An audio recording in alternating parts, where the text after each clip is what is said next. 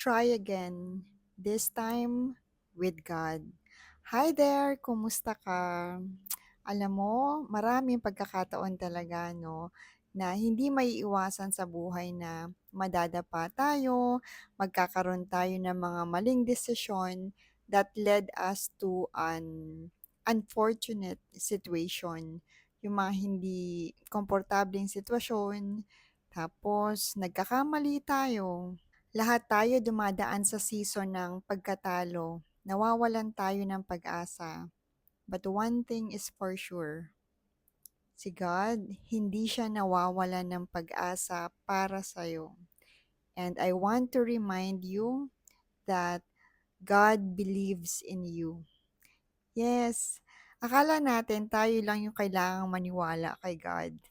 Pero ako naniniwala ako that most of the time, God is entrusting us a certain situation or challenges or struggle because He believes in us. Na naniniwala siya na by His power, in the name of Jesus Christ, through the Holy Spirit, kaya nating malagpasan lahat ng pagsubok sa buhay. Sabi nga 'di ba, sa tuwing nadadapa tayo or nabibigo tayo, okay lang 'yon kasi parte 'yon lahat ng muling pag-angat natin. Hindi naman kasi puwede na nandun tayo kaagad sa taas, eh. Kailangan natin magsimula sa mababa, paunti-unti. Along the way, marami tayong matututunan para marating talaga natin yung tagumpay na hinihingi natin sa Panginoon. At kung maraming beses ka mang nadapa, kung maraming beses ka mang na nagkamali, sabi din sa Proverbs 24:16, "For though the righteous fall 7 times, they rise again." Kahit ilang beses ka nadapa, tandaan mo, hindi pa tapos si God sa buhay mo. May napakagandang plano pa si God sa buhay mo at napakarami pang kamangha-manghang bagay ang kaya niyang gawin para sa'yo. Alam mo, may mga nag-message sa akin, sinasabi na, grabe po natutupad yung prayers mo, ganyan. Alam mo, marami pa rin akong prayers ngayon na hindi siya natutupad pa rin. Hanggang ngayon, pinagpe-pray ko pa rin siya. So, just like you, I am in a waiting season. Just like you, every day I cry.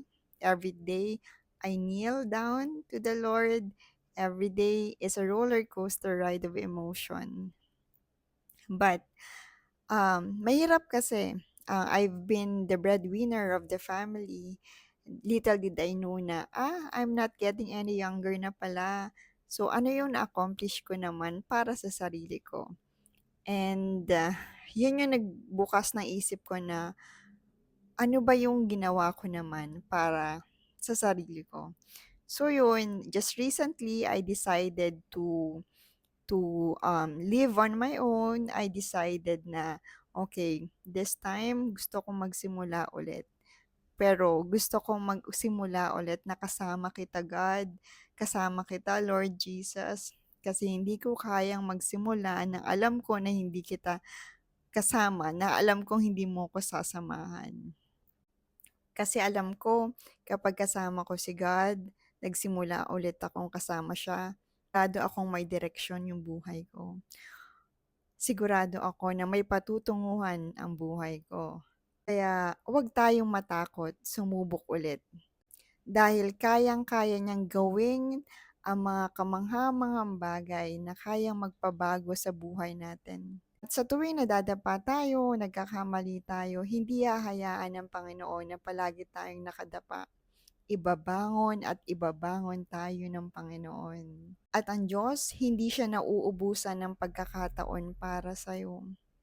Kaya hanggat kaya pa natin, hanggat may panahon pa tayo, magsimula tayo ulit kasama ang Diyos. At kailanman, hindi ka niya iiwan, hindi ka niya pababayaan. Try again, this time with God. Kapit lang tayo, dasal pa tayo. Watch God turn your situation around. may ginagawang kamangha-manghang bagay ang Diyos.